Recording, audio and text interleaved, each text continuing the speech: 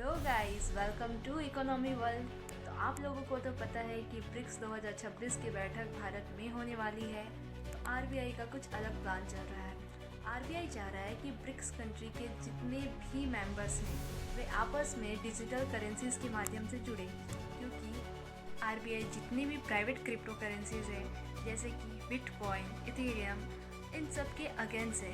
क्योंकि आरबीआई का मानना ये काफ़ी ज़्यादा वॉलेटाइल होते हैं और इनमें कोई भी सॉवरेन गारंटी नहीं होती है। फॉर एग्जाम्पल, इंडियन रुपए की अपनी एक सॉवरेन गारंटी होती है जो आरबीआई गवर्नर के द्वारा दिया जाता है। जैसे कि आपने पढ़ा होगा कि मैं धारक को इतने रुपए अदा करने का वचन देता हूँ। भले ही आरबीआई क्रिप्टो एसेट्स के खिलाफ है, पर उसमें यूज होने वाली ब्लॉकचेन टेक्नोलॉजी की आरबीआई बहुत सराहना करता है, क्योंकि ब्लॉकचेन टेक्नोलॉजी एक डिजिटल खाता के रूप में वर्क करता है। ब्लॉकचेन टेक्नोलॉजी ट्रांजैक्शंस को अपडेट करता है और क्योंकि इसे बदला नहीं जा सकता तो ये पेमेंट इंफ्रास्ट्रक्चर को और इनबिल्ड कर सकता है। डिजिटल करेंसी एक ऐसी करेंसी है जिसका वैल्यू तो हमारे नॉर्मल रुपी के जैसा ही होता है, पर यह एक इलेक्ट्रॉनिक फॉर्म में होती है। पर भारत में यूपीआई फर्स्ट मूवर के जैसे काम कर रहा है। कोई भी डिजिटल करेंसी अभी यूज़ नहीं करता, पर यूपीआई सिस्टम को यूज़ करते हैं।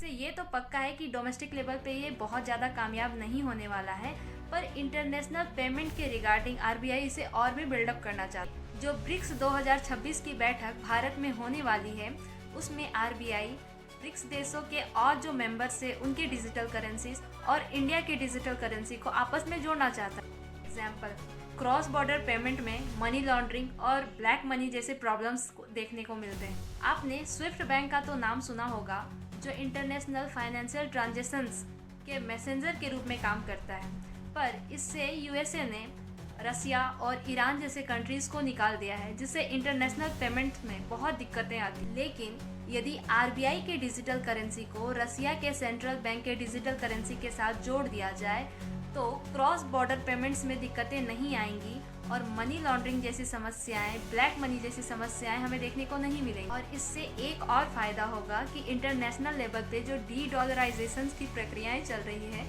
उसमें सुधार हो सकते हैं और हमें सिर्फ और सिर्फ एक्सपोर्ट इंपोर्ट के लिए डॉलर पर डिपेंडेंट नहीं रहना पड़ेगा।